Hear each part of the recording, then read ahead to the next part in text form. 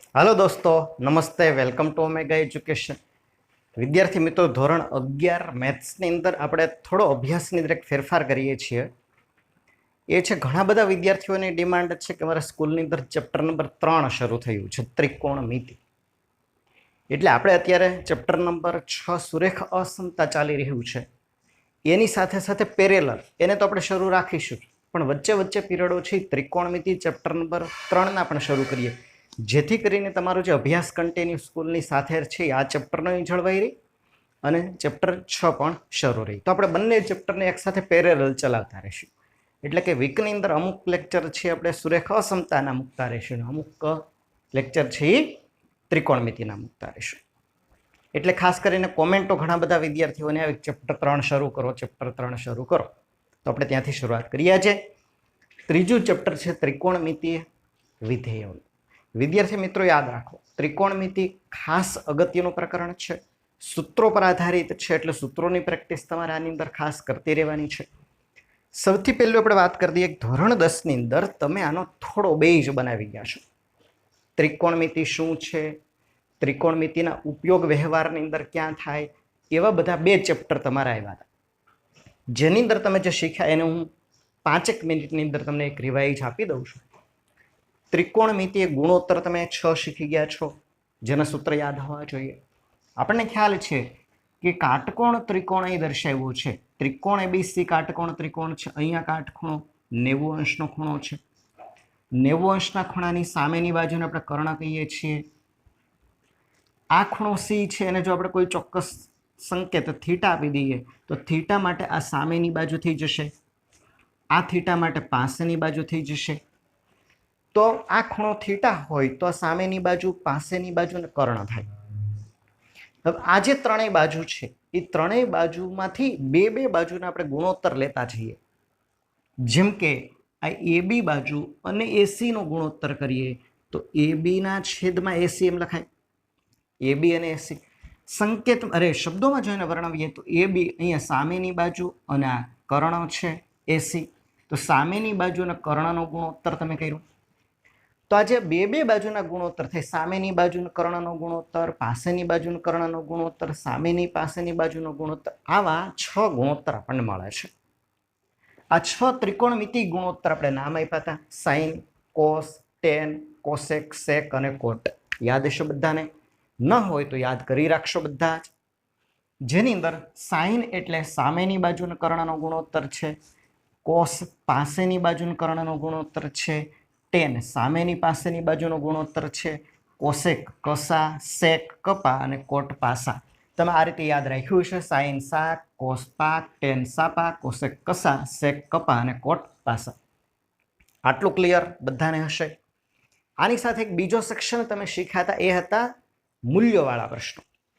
30 અંશના ખૂણા માટેના મૂલ્ય, જેમ કે અહીંયા 30 અંશનો ખૂણો હોય તો સાઇન 30 અંશનું મૂલ્ય, કોસ 30 અંશનું, ટેન 30 અંશનું। તો તમે આખું કોષ્ટક ભણી ગયા છો, જેની અંદર બધા જ ત્રિકોણમિતિ ગુણોત્તરના 0 અંશ, 30 અંશ, 45 અંશ, 60 અંશ અને 90 અંશ, આ બધાના મૂલ્યો છે તમે શીખી ગયા છો। Sine 0, sine 30, sine 45, sine 60, sine 90, આ જ રીતે કોસના આ જ બધા ખૂણાઓના ગુણોત્તર મૂલ્યો, આ જ રીતે ટેનના।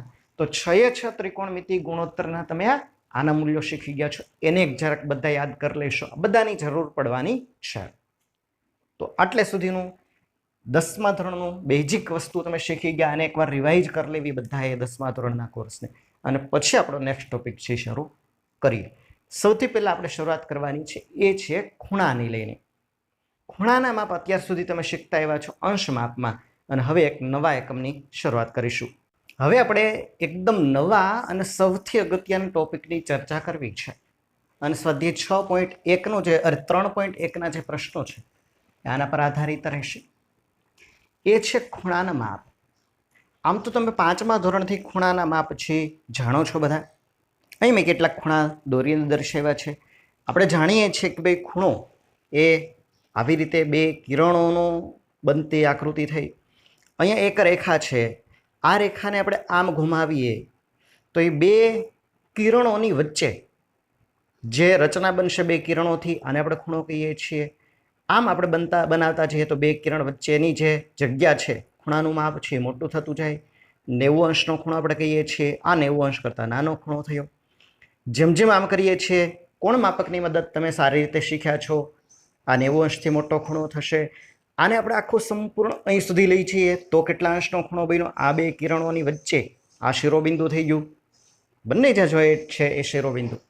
આ શિરોબિંદુથી આપણે આમ ફેરવીએ તો 160 અંશ, 170 અંશ, આમ પેરેલલ સીધી લાઈન થઈ જાય તો કેટલો ખૂણો બનશે? 180 અંશનો. હવે અહીં સુધીનું તો આપણે બધા શીખ્યા છીએ, પણ હજી આપણે આગળ આમ વધારીએ આમ તો જ આ ઉપર ખૂણો બનશે. આ ખૂણો આ 180થી પણ મોટો ખૂણો બનતો જશે. અહીં સુધી આવીએ તો 180 અને આ 90 270 અંશનો ખૂણો થાય. હજી આપણે આગળ વધારીએ તો 270 કરતાં પણ મોટો ખૂણો. આ ખૂણો ઉપરનો ખૂણો આપણે જોઈએ તો 300 અંશનો ખૂણો. એમ કરતાં અહીં સુધી લઈ આવો તો 180, આ 180નો રાઉન્ડ અને ફરી પાછો 180, 360 અંશનો ખૂણો થઈ જાય. તો હકીકતમાં ખૂણો છે એ કોઈ એક કિરણ છે, એને આપણે મૂળ સ્થાનથી જે ઘુમાવતા જઈએ અને જે મૂળ કિરણનું સ્થાન અને બનતા કિરણના સ્થાનની વચ્ચે જે રચના બને એને આપણે ખૂણો કહીએ છીએ. ખૂણાનું માપ થશે. તો આ રીતે ખૂણો છે વધતો જશે, મોટું માપ થતું જશે. 90 અંશ, 180 અંશ, 270 અંશ, 360 અંશ. તો સંપૂર્ણ આખું એક સર્કલ પૂરું કરી દઈએ. બરાબર, બે કિરણોથી આખું સંપૂર્ણ આમ સર્કલ પૂરું થઈ જાય તો 360 અંશનો ખૂણો બને છે. આટલો પોઈન્ટ તો તમે બધા સારી રીતે જાણો છો. એટલે ખૂણાનું માપ અંશ માપની અંદર 30 અંશનો ખૂણો. દાખલા તરીકે AOB ખૂણો બતાવ્યો છે, જ્યાં કિરણ OB છે અને કિરણ OA, OB થી OA સુધીનું આ જે માપ છે, દાખલા તરીકે આ 30 અંશ છે.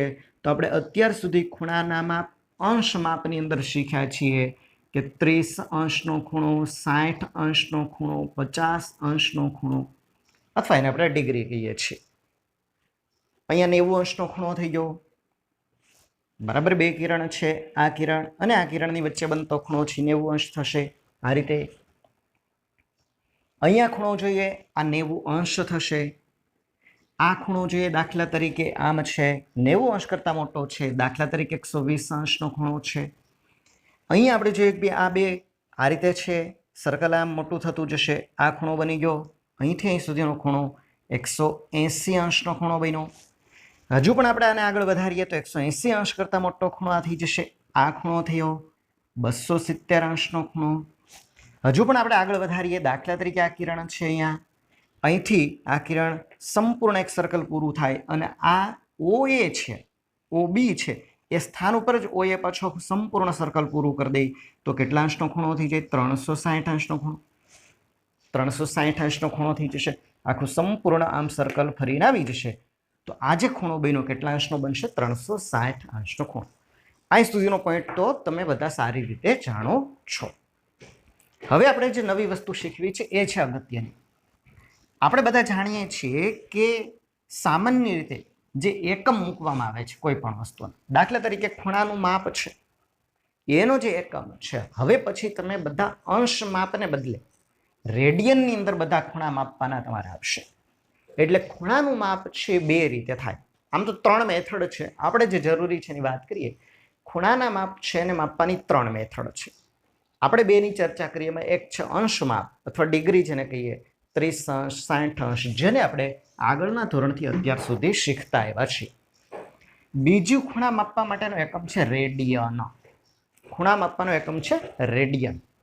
આ રેડિયનની અંદર હવે ખૂણા કેવી રીતે માપવા, અને હવે પછી તમારું માપન બધું રેડિયનની અંદર જ રહેશે. રેડિયનમાં જ ખૂણાનું માપન આપણે કરીશું.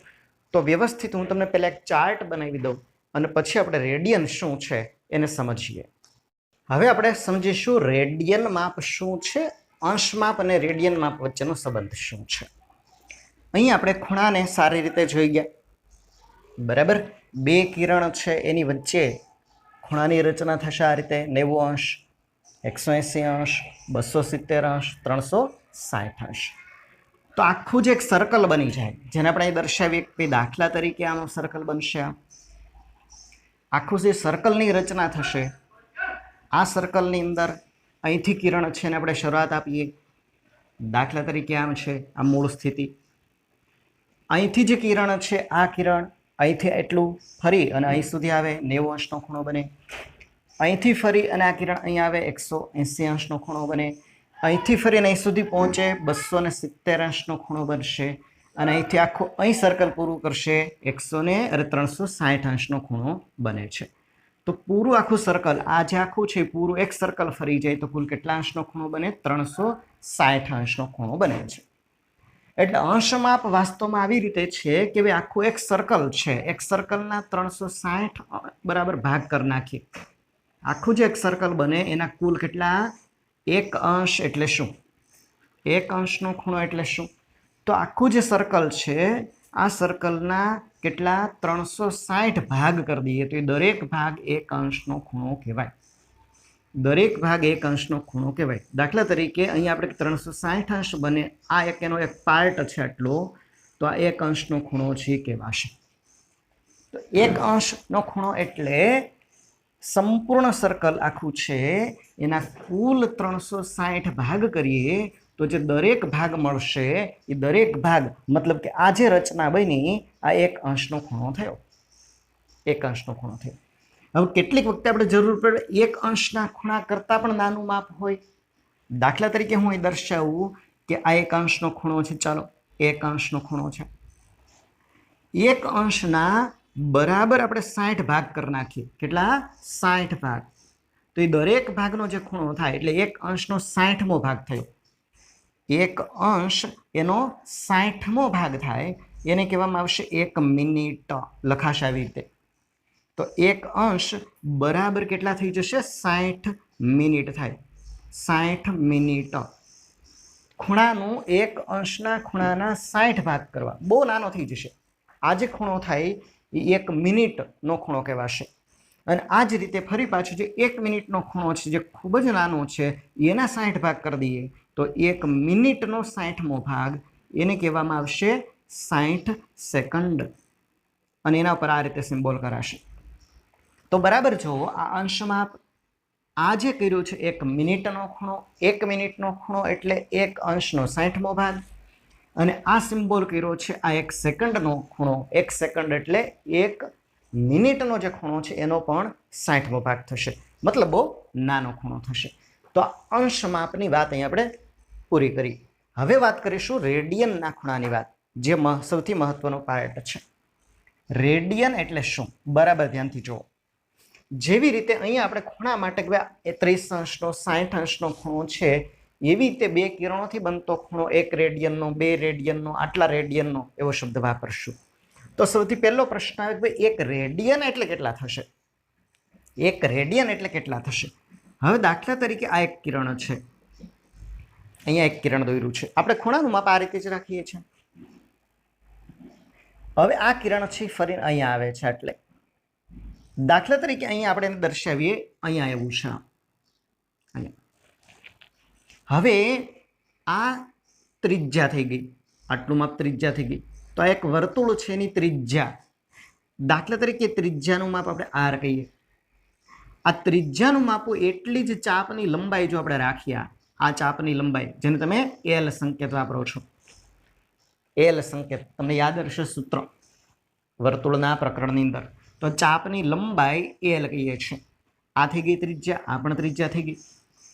હવે જ્યારે જેટલી ત્રિજ્યાનું માપ હોય એટલા જ માપની, દાખલા તરીકે 10 સેમી ત્રિજ્યા છે તો આ ચાપની લંબાઈ આપણે 10 સેન્ટીમીટર રાખીએ. દાખલા તરીકે આ ત્રિજ્યા 2 સેન્ટીમીટર છે, ચાપની લંબાઈ પણ 2 સેન્ટીમીટર રાખીએ. દાખલા તરીકે ત્રિજ્યા 30 સેન્ટીમીટર છે, ચાપની લંબાઈ પણ 30 સેન્ટીમીટર રાખીએ. મતલબ કે ત્રિજ્યાની લંબાઈ જેટલું જ ચાપ રાખવામાં આવે. તો આ ચાપ દ્વારા, મતલબ આ ચાપ છે એની લંબાઈ ત્રિજ્યા જેટલી છે એના દ્વારા, આ ચાપ દ્વારા કેન્દ્ર આગળ જે ખૂણો બનશે એને આપણે કહીશું 1 રેડિયન. 1 રેડિયન. તો 1 રેડિયનની વ્યાખ્યા શું છે? 1 રેડિયનની વ્યાખ્યા શું છે? ત્રિજ્યાની જેટલી જ લંબાઈ ધરાવતું ચાપ, ત્રિજ્યાની લંબાઈ જેટલું જ માપ ધરાવતું આ ચાપ. ચાપની લંબાઈ જોવાની છે. આ લંબાઈ ત્રિજ્યાની જેટલી જ હોય તો આ ચાપ કેન્દ્ર આગળ જે ખૂણો બનાવે એ એક ફિક્સ આંકડો હોય. ત્રિજ્યા તમે ગમે એટલી લઈ લો, 15 સેમી ત્રિજ્યા લો અને 15 સેમી લંબાઈ ધરાવતું ચાપ લો, તો જે કેન્દ્ર આગળ બનાવે ખૂણો એટલું જ માપ. 1 સેમી ત્રિજ્યા લઈ અને એટલી જ 1 સેમી ચાપની લંબાઈવાળો ખૂણો બનાવો તો સરખો જ ખૂણો બને. આ ખૂણાને કહેવાય છે 1 રેડિયનનો ખૂણો. તો 1 રેડિયનની વ્યાખ્યા થઈ જશે 1 રેડિયન એટલે ત્રિજ્યા જેટલું જ લંબાઈ ધરાવતું ચાપ કેન્દ્ર આગળ જે ખૂણો બનાવે એને 1 રેડિયનનો ખૂણો કહેવામાં આવે. સંકેતમાં એને લખવાશે આવી રીતે.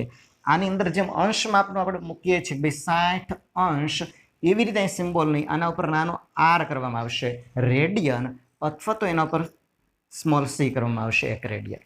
તો રેડિયન આપણે લખીશું આવી રીતે 1 રેડિયન, અથવા આવી રીતે પણ 1 રેડિયન લખાશે.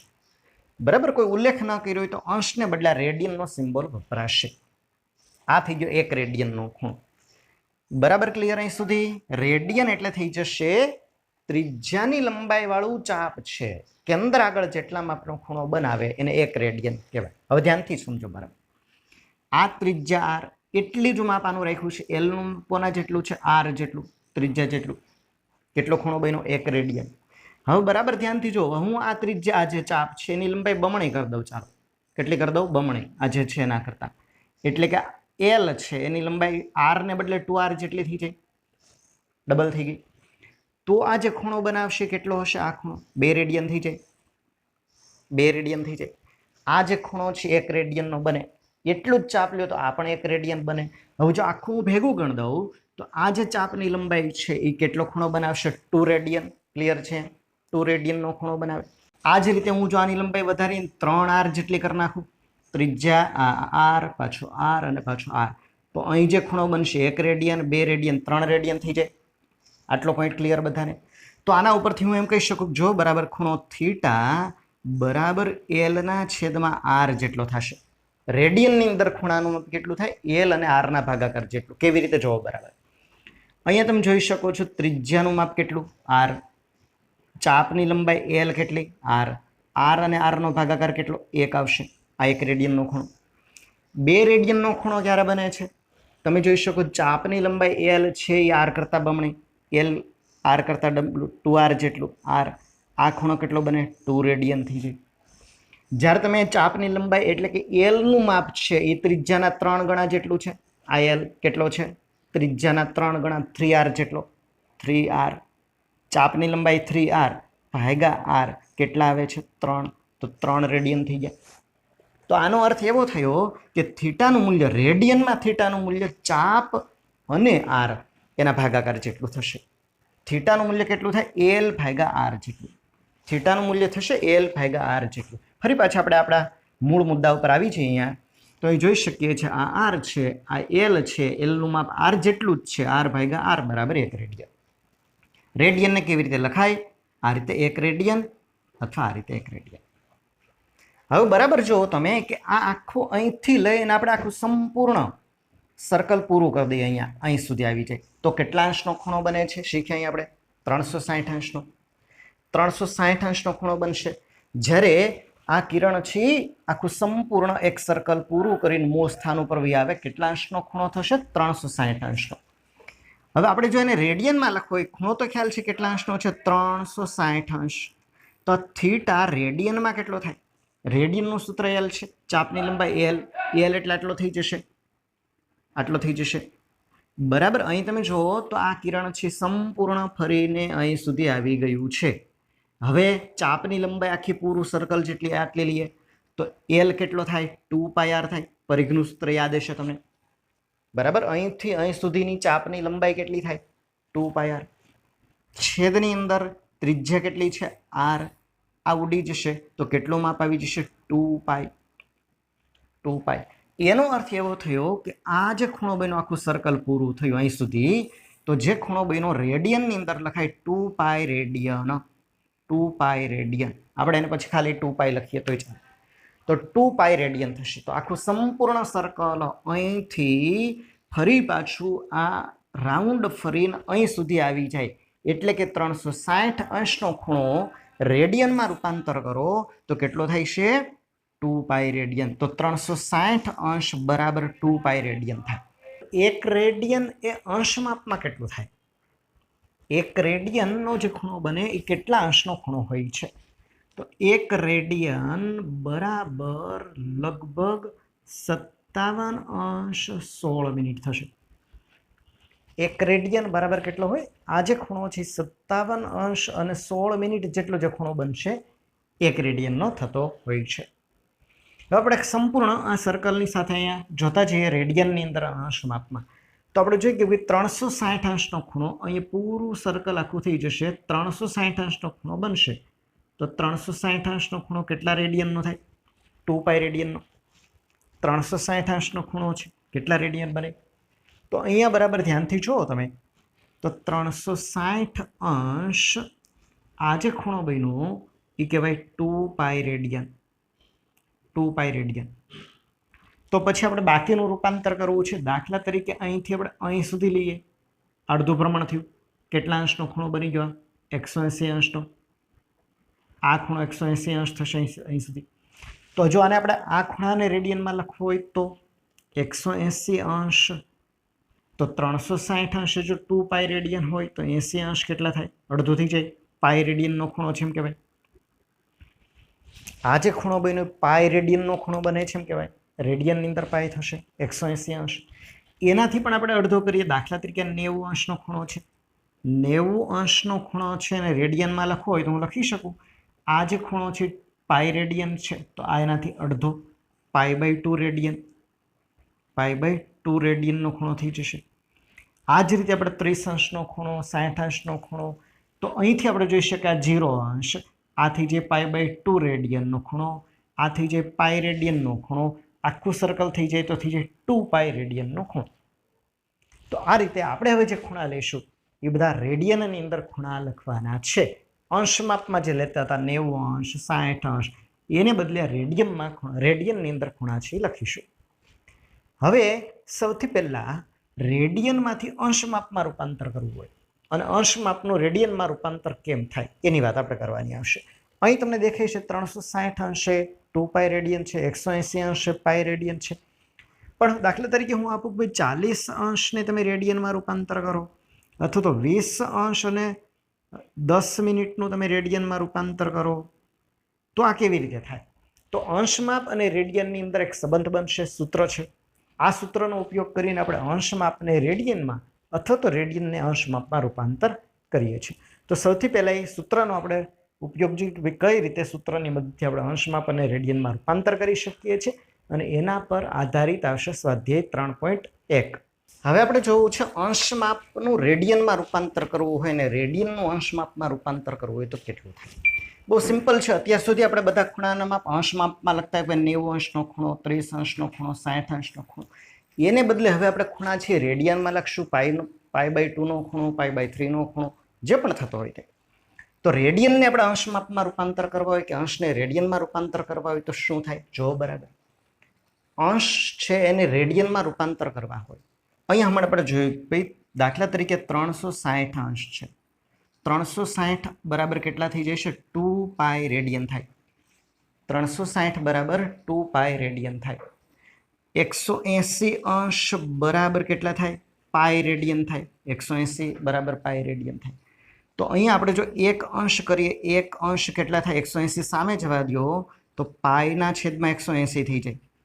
તો એક અંશનો ખૂણો બરાબર પાઈના છેદમાં 180 આમ રૂપાંતર થશે.